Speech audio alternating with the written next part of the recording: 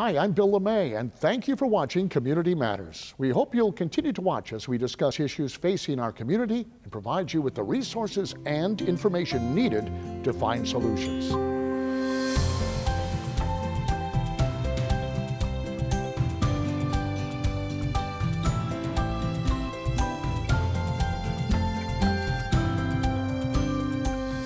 The Black Business Expo in Durham is America's biggest business-to-business trade show. It's also a conference and networking event for business owners, entrepreneurs, startups, and anyone that works for a corporation or who is inspired to start their own business. We're joined by Eric Kelly, CEO of the Black Business Expo USA. And sir, it's a pleasure to have you on the show. Thank you for taking time. And it's a joy just to be sitting here with you. I've watched you for so long, man. Oh, stop it. Stop it. It's just awesome. You should run for politics. That's, you're good. Tell me about this event, because it's what, 11 years? It's actually a little longer, but 11 years. Yes, it's 11 years, and the Black Business Expo is one of the largest business showcases in the history of Black America in North Carolina. It is an event that raises scholarships for students. It is an event that looks for students and wants to change those students' lives each and every day. Now, your grandma started this, and I think it's an important part of the story, I really do, because tell us a little bit about your grandma and how you got involved in this, because you weren't looking for it. Oh no, I opened an advertising agency, and I was just going along my merry way, and my grandmother, she came to my office and she said, I want you to do an event that brings Black companies and corporations together. A lot of people don't know my grandmother's name is Lovella S. Kelly. And what she used to be the AFL-CIO negotiator at the time. And she worked at Gold Kiss Poetry. So she was that strong Black woman who, when the corporate guys got mad and the Black folk got mad, she would sit in the room and she would bring all of them together.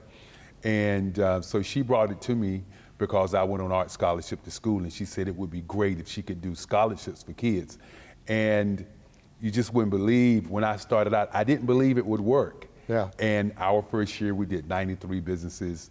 The second year we did about 200, and then we did 300 at the old Omni downtown Durham, that's the Marriott now. Yeah. So we've been in the same building for, I would say, over 20 years. That's amazing. Well, you got to explain how this all works, because you got a lot of things going on here.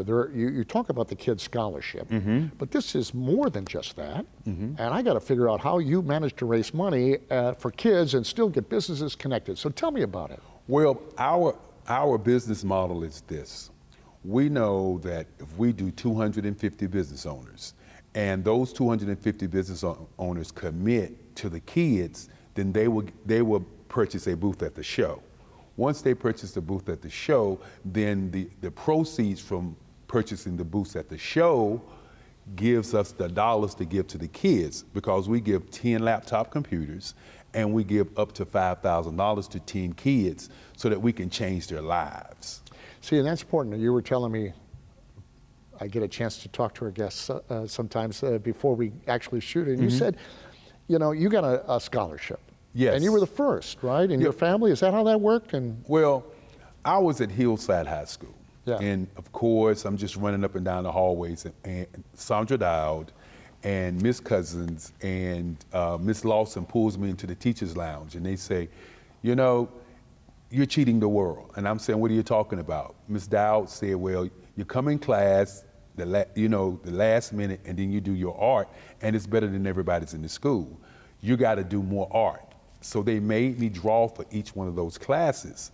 And at the end of the year, I got the Durham Links Award for the best artist in the state of North Carolina. Wow. And I'm in amaze, because I'm just a guy. Right. And so when the scholarships came, the letters started to pour in. I picked North Carolina Central University because they had the #1 art school in African American art in the country at that time. And so my grandmother said, that is awesome. Matter of fact, she gave me the family car because she didn't have to. That's sweet. It was good. It was good nice, because I didn't have to pay to go to school. And so when I got out of school, she kept coming back to me saying, how could she do something to change kids' lives the way that the school had changed my life? Because now that I'm retired and an artist and everything, without that scholarship, I probably wouldn't be the guy I am today. That's powerful, though. I mean, she saw what it did to you and wanted to do it for other kids. But you've got that same love in your heart now, don't you? I mean, that's what. You're not doing it for the money. I know that. Yeah, it's, you know, one of the things about me, you know, I love kids. You know, I know that a lot of our kids, they do basketball, they do football, they do sports, they sing, and all the different kinds of things that they do. But we have brilliant kids who want more. And what I want to do is show them more. I want to give them an opportunity to go into technology, to go into science, to go into mass media, to look at other things. If you're going to be a basketball player, look at being a sports agent. Because 450,000 kids graduate every year. Most professional basketball players, they have a 10-year period. So that's 450,000 kids who are vying for 400 jobs. Yeah. And so somebody has to step up and say, okay, play basketball, but here's another opportunity. And that's what the Black Business Expo does more than anything else. We want to change these kids' lives. We want to stop the scholarship and financial aid crisis that's in not only in America, but in North Carolina, because 900,000 kids applied for scholarships this past year. Over 1 million of them kids didn't get scholarships. And then these kids, once they graduate from school, they come with a debt. So how can we change it? And that's what the Black Business Expo is all about. And that's why I do it, because I tell you, it's a love that I have for these kids, because I know what education does. I know what it does for their lives. And more importantly, I understand how it feels when you get some tools to go to school.